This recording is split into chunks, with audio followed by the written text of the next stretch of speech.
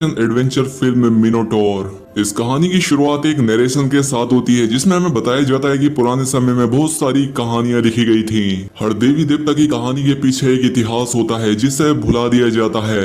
देवताओं और आत्माओं के युग में दुनिया में एक डार्क किंगडम का शासन था। वो अपना सबसे शक्तिशाली देवता सांड की पूजा करते थे। जैसे जैसे साम्राज्य की सीमाएं बढ़ती गईं, उनकी भूख, विलास और लालच की सीमाएं भी बढ़ती चली गईं। इसलिए अब वो एक पत्थर के देवता को ना पूछकर एक जिंदा देवता चाहते थे। और इसका नतीजा ये निकला कि कुछ गलत शासकों ने यह आदेश दिया कि रानी सांड की मदद से एक ऐसी जीव को जन्म दे जो कि इंसान और देवता दोनों का रूप हो। और अब इसीलिए ये 13 महीनों तक रानी के पेट में पलता रहा। ये बहुत ही बेशकीमती था, इसीलिए इसका बहुत ज्यादा ख्याल रखा गया और उसे किसी भी हालत में बचाने के लिए रानी के ही पेट को काट कर उसे बाहर लाया गया। अपनी माँ के खून से सने हुए इस नए जीव को दुनिया के सामने लाया गया। सबने इसे अपना भगवान माना, इसकी पूजा की और साम्राज्य और भी बढ़ता चला गया। लेकिन जैसे जैसे ये जीव, ये दानव बड़ा हुआ, इसकी भूख भी बढ़ती चली गई। एक राजकुमार की हत्या का बदला लेने के लिए उत्तरी राज्य में बसे एक गांव थेना पर भारी टैक्स लगाया गया। हर 3 साल बाद सैनिक इस गांव में आकर 8 लड़के और लड़कियों को अपने साथ महल में ले जाते और उस दानव को कुर्बानी देने के लिए उन्हें उसके कुएं में उतार देते और वो शैतान हैवानियत के साथ उनकी जान ले लेता था। उस सांड को चुनौती देने वाला कोई नहीं था। वहीं अब 5वीं बार कुर्बानी का वक्त आ गया था। अब मूवी की स्टार्टिंग में हम एक रूही को देखते हैं जो कि बिना वजह कभी नजर नहीं आता, जिसका मतलब था कि वो आने वाले हैं। अब इसके बाद इस मूवी का मेन हीरो थियो अपने फादर को बताता है कि हमने उस रूही को देखा, जिसका मतलब था कि वो सींग वाले सैनिक आने वाले हैं। थियो अपने फादर से कहता है कि पता नहीं उस वहसी के लिए और कितनी कुर्बानियां देनी होंगी। लेकिन उसके फादर कहते हैं कि बहुत सारी ऐसी बातें हैं जिन्हें तुम कभी समझ नहीं सकते। जिस पर थियो कहता है लेकिन मैं समझना चाहता हूँ। लेकिन उसके फादर जो कि इस गांव के मुखिया हैं वो कहते हैं कि वक्त आने पर तुम सब समझ जाओगे। अभी सोचने के लिए मैं जिंदा हूँ, तुम दिमाग पर ज्यादा जोर मत दो। वही इस बार अब गांव के लोग कुर्बानी देने के लिए मना करते हैं, कहते हैं कि हम उनसे लड़ेंगे। लेकिन मुखिया कहता है कि ऐसा करने पर वो लोग हमें और हमारे गांव को तबाह कर देंगे, हमें उनकी बात माननी होगी। लेकिन वो लोग कहते हैं कि जब तुम्हारा बेटा अपनी कुर्बानी देगा तब तुम्हें पता चलेगा। और अगले दिन कुछ भेड़िए उनके जानवरों पर हमला कर देते हैं। थियो उन्हें बचाने की कोशिश करता है लेकिन तभी उसे वो रूबी दिखाई देता है और जब वो उसके पास जाता है तो वो उसे बताती है कि फियोन अब भी जिंदा है, उसकी कुर्बानी नहीं दी गई। 2 सुरंग पार महल में वो अभी भी जिंदा है। दरअसल वो लड़की है जिससे थियो प्यार करता है। लेकिन थियो उससे कहता है कि मुझसे मजाक करना बंद करो, तुम उसके बारे में कुछ भी नहीं जानती। लेकिन वो कहती है कि तुम्हें फियोन की रक्षा करने के लिए हत्या करनी होगी। तुम वहां जाओ और उस बेरहम माइनाटोर, उस सांड को मार डालो। इसीलिए थियो काफी सोच में पड़ जाता है और फियोन की यादों में खो जाता है। अब अगले दिन थियो के फादर कहते हैं कि सैनिक आने वाले हैं, हमें जवानों को उनके हवाले करना है। थियो अपने फादर से कहता है कि मैं रूबी से मिला था और उसने कहा कि फियोन अभी जिंदा है और मुझे उस बेरहम माइनाटोर को मारना होगा। लेकिन उसके फादर उससे ऐसा करने से मना करते हैं, कहते हैं कि माइनाटोर एक देवता है, उसे कोई नहीं मार सकता, तुम भी नहीं। तुम्हें इस गांव का मुखिया बनना है, हम तुम्हें कुछ नहीं होने दे सकते। मैं ऐसा इसलिए कह रहा हूँ ताकि तुम जिंदा रह सको और तुम्हारे आने वाले बच्चे भी इस दुनिया को देख सकें। लेकिन थियो कहता है कि जिसे मेरे बच्चों की माँ बनना था वो तो जा चुकी है। जिस पर उसके फादर कहते हैं कि ठीक है, तुम पहाड़ों में चले जाओ और जैसा मैंने कहा वैसा ही करो। जब थियो पहाड़ों पर जाता है तो उसकी लड़ाई गांव के ही 2 लोगों से हो जाती है, क्योंकि वो उससे नफरत करते थे। क्योंकि मुखिया हमेशा दूसरों को कुर्बानी के लिए भेजता था पर अपने बेटे को नहीं। तभी उन्हें वहां पर दूर से जहाज दिखाई देते हैं और वो यहाँ से भाग जाते हैं। वहीं रात को वो नकाबपोश सैनिक उस गांव में आ जाते हैं और 8 लोगों को पकड़कर ले जाने लगते हैं। ये लोग थियो के दोस्त को भी पकड़ लेते हैं। लेकिन यहाँ पर थियो उन 8 आदमियों में से एक को भगा देता है और खुद उन 8 में शामिल हो जाता है। यहाँ पर थियो कहता है कि मैं उस माइनाटोर को मारूंगा, जहाँ पर डीडी कहती है कि वो माइनाटोर लोगों को मारकर सफेद हो चुका है और जब वो पैदा हुआ था तो दुनिया इतनी रोई थी कि आंसुओं से समंदर भर गए थे। खैर इसके बाद इन सभी को राजा के सामने पेश किया जाता है, जहाँ पर माइनाटोर की एक बड़ी सी मूर्ति थी। यहाँ पर 2 लड़कियों को सम्मोहित करके उस कुएं के पास लाया जाता है। उस कुएं के पार्ट को हटा दिया जाता है और जैसे ही उन्हें उसमें ढकेला जाता है कि थियो उन्हें बचाने जाता है, लेकिन वहां के सैनिक उसे पकड़ लेते हैं। अब इससे राजा को गुस्सा आ जाता है और सभी की एक साथ कुर्बानी देने का हुक्म देता है। यहाँ पर एक लड़का कहता है कि अगर वो देवता है तो उसे जमीन के नीचे क्यों रखा गया है। दूसरा कहता है क्योंकि वो पाताल का देवता है, अंधेरी दुनिया का देवता। लेकिन थियो कहता है कि वो कोई देवता नहीं है, वो एक जानवर है और उसे मारा जा सकता है। और मैं उसे यहाँ मार नहीं आया हूँ। वहीं दूसरी तरफ रानी अपनी सेविका से कहती है कि थियो को यहाँ पर ले आओ। उस रोबी बुढ़िया ने कहा था कि थियो यहाँ जरूर आएगा, उसे नशीला धुआं दो, फिर देखती हूँ वो मेरी मदद करेगा या नहीं। लेकिन याद रहे सम्राट को इस बारे में पता ना लगे। खैर अब इसके बाद सेविका थियो को रानी के पास ले आती है। यहाँ पर राजकुमारी उसे अपने प्यार के जाल में फंसाने लगती है, लेकिन तभी थियो को होश आ जाता है और उसे नीचे पटक देता है।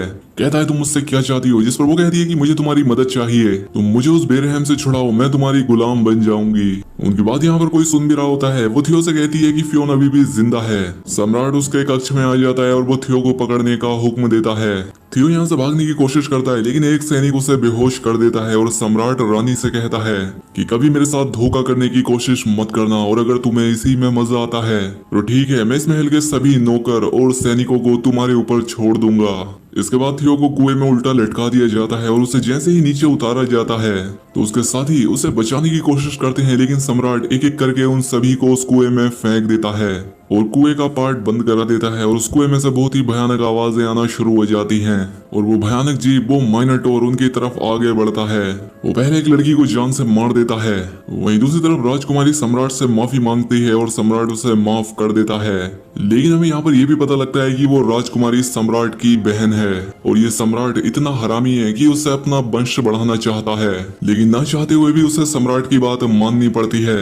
वहीं दूसरी तरफ चूहे उन लाशों को खा रहे थे। थियो देखता है कि यहाँ पर गैस है और तभी उसे यहाँ पर फियोन की आवाज आती है। उसे चारों तरफ से बचाओ बचाओ की आवाजें आ रही थी। थियो आवाज के पीछे भागता है तो उसे वहाँ पर अपने कुछ साथी मिलते हैं जो कि बाहर निकलने का रास्ता ढूंढ रहे थे। वहीं दूसरी तरफ राजकुमारी भी कुएं की तरफ भागती है, लेकिन सम्राट कहता है नहीं, तुम ऐसा नहीं कर सकती, तुम्हें मेरा साथ देना है। लेकिन रानी कहती है कि तुम्हारा साथ देने से अच्छा है कि मैं उन कैदियों के साथ जाऊं, तुम्हारे साथ रहने से अच्छा मैं मरना पसंद करूंगी। फिर वो कुएं में कूद जाती है। वहीं दूसरी तरफ थियो माइनोटॉर को मारने के लिए वहीं छिप जाता है और जैसे ही वो वहां आता है सभी लोग उस पर हमला कर देते हैं, लेकिन वो माइनोटॉर नहीं बल्कि वो राजकुमारी थी जो कि थियो को जिंदा देखकर खुश होती है, लेकिन बाकी लोग उसे देखकर खुश नहीं होते और वो उसे मारने की कोशिश करते हैं। लेकिन राजकुमारी कहती है कि मैं तुम्हें बचा सकती हूँ, मैं इस जगह से वाकिफ हूँ और मेरी सेविका दूसरी तरफ हमारा इंतजार कर रही है और अगर भरोसा करोगे तो मैं तुम्हें यहाँ से निकालूंगी। थियो को इस पर भरोसा था पर वेना को नहीं। वो उसके साथ जाने से मना करती है और वो अकेली ही जाने लगती है, जिस पर थियो उसे रोकने की कोशिश करता है और तभी वो सांड आकर अपना सींग उसके मुंह में घुसाकर उसे मार डालता है, जिसे देखकर सभी लोग यहाँ से भागने लगते हैं। यहाँ पर थियो राजकुमारी से पूछता है कि गैस कहाँ से आती है, जिस पर राजकुमारी कहती है कि भूल भुलैया के बीच से, जिससे महल में रोशनी की जाती है। आगे जाने पर उन्हें डीडी मिलती है, वो जिंदा थी। राजकुमारी उसे कुछ खिलाकर होश में लाती है। वहीं दूसरी तरफ वो सेविका उनका इंतजार कर रही थी और जैसे ही वो खुफिया दरवाजा खोलती है तभी सम्राट वहां आ जाता है और दरवाजे को बंद करके सेविका को मार देता है। वहीं ये लोग भी उस जगह पहुंच जाते हैं जहां वो माइनोटॉर सोता है। उस जगह को देखकर ये लोग वहां से भागते हैं और उस जगह तक पहुंच जाते हैं। राजकुमारी दरवाजा खोलने के लिए कहती है, लेकिन वो दरवाजा नहीं खुलता क्योंकि सेविका मारी जा चुकी थी और उसी वक्त वो माइनोटॉर तेजी से उनकी तरफ आगे बढ़ता है, जो कि दिखने में काफी भयानक था, जिसे देखकर सभी लोग चिल्लाते हैं और वहां से भागते हैं। वो यहाँ पर एक आदमी को मार देता है। वहीं लोगों को यहाँ पर एक आदमी मिलता है जो कि कई सालों से यहाँ चूहे खाकर जिंदा था। वो उन्हें एक गुफा तक ले जाता है। वहीं सम्राट उस खुफिया दरवाजे को खुलवा देता है और वहीं थियो और उसके दोस्त के बीच बहस हो जाती है, क्योंकि उसे पता लग जाता है कि थियो माइनोटॉर को मारने के लिए नहीं बल्कि फियोन को बचाने के लिए यहाँ आया है और उन्होंने थियो का साथ इसलिए दिया था क्योंकि उसने कहा था कि वो माइनोटॉर को मारेगा। लेकिन थियो कहता है कि फियोन जिंदा है और वो यहीं पर है। इसके बाद वो उस आदमी को धमकी देकर उससे पता लड़ता है, जहाँ पर वो बता देता है कि वो यहीं पर है, लेकिन माइनोटॉर उनकी आवाज सुन लेता है। वो गुफा को तोड़ने लगता है जिससे वो पूरी ढह जाती है। वहीं सम्राट गुफा के अंदर आकर राजकुमारी को आवाज लगाता है और इसलिए माइनोटॉर उनकी तरफ आगे बढ़ता है, लेकिन सम्राट अपने सैनिक को आगे करके वहां से भाग जाता है और वो सैनिक मारा जाता है। वो आदमी थियो को वो लोकेशन बता देता है जहाँ पर फियोन है। वहीं डीडी और टायरो कुएं से बाहर निकलने की कोशिश करते हैं, लेकिन तभी वो सांड वहां पर आ जाता है, जिसे देखकर डीडी चिल्लाती है। टायरो उसे नीचे देखने से मना करता है, लेकिन डीडी का हाथ फिसल जाता है और वो सीधा सांड के सींगों पर गिरती है और उसकी जान चली जाती है। वहीं थियो फियोन को ढूंढ रहा था और उससे वो मिल जाती है। थियो जाकर उसके गले लग जाता है, लेकिन वो फियोन नहीं एक सड़ी हुई लाश थी जिसे कि चूहे खा रहे थे। तभी वो सांड उसके दोस्त को भी मार देता है और थियो उसे बचा नहीं पाता। वो एक पत्थर की दीवार पर मारता है जिससे उससे चिंगारी निकलती है और ये वही जगह थी जहाँ से गैस निकलती थी और इस चिंगारी की वजह से यहाँ आग लग जाती है। तभी वहाँ पर राजकुमारी आ जाती है और बताती है कि इस महल वालों को ये विश्वास था कि वो एक देवता पैदा कर सकते हैं, एक शक्ति जो कि न इंसान और न जानवर हो, जो कि उनकी रक्षा कर सके। लेकिन रानी यानी कि मेरी माँ ने एक शैतान पैदा कर दिया जिसने कि हमारे राजकुमार को मार डाला। ये शर्मिंदगी छिपाने के लिए उस सांड उस माइनोटोर को इस सुरंग में बंद कर दिया गया और लोगों को बताया गया कि तुम्हारे गांव से एक आदमी आया था और उसने राजकुमार की हत्या की, इसीलिए वो तुम्हें सजा देते हैं और तुम्हारे गांव के लोगों की कुर्बानी दी जाती है शैतान का पेट भरने के लिए। मैंने ही रूबी से कहा था कि वो किसी ऐसे इंसान को भेजे जो कि उस दरिंदे को मार सके। अगर वो देवता है तो वो हमें मार डालेगा और नहीं तो हम उसे मार देंगे।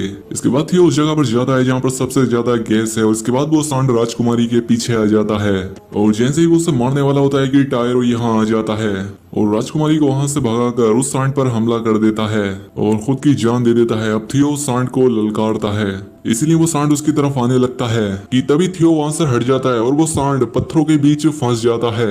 लेकिन वो सांड अभी भी मारा नहीं था, वो बहुत गुस्से में वापस उठता है और थियो का लॉकेट उसके सींग पर था जिसे लेने के लिए वो सांड के ऊपर चढ़ जाता है और उस लॉकेट को निकालने की कोशिश करता है। सांड काफी तेजी से भागता है लेकिन वो उस लॉकेट को निकाल कर वहीं गिर जाता है। अब वो सांड वापस थियो के पीछे भागता है और थियो भी भागने लगता है और भागते हुए वो उस जगह पर आ जाता है जहाँ से ज्यादा गैस निकल रही थी और थियो एक चिंगारी के साथ वहाँ पर आग लगा देता है जिससे वहाँ पर एक भयानक विस्फोट होता है और वो सांड जलने लगता है और थियो भागकर पानी में कूद जाता है और उस ब्लास्ट की वजह से सांड के साथ वो सम्राट भी मारा जाता है और पूरा महल तबाह हो जाता है। अब इसके बाद थियो और राजकुमारी पानी से बाहर निकलते हैं कि वो सांड मर चुका है और वो दूसरे रास्ते की तरफ बढ़ते हैं। लेकिन सांड अभी जिंदा था, वो फिर से इनकी तरफ बढ़ता है लेकिन थियो उसी का टूटा सींग उस सांड के मुंह में घुसा देता है और आखिरकार अब वो सांड मारा जाता है।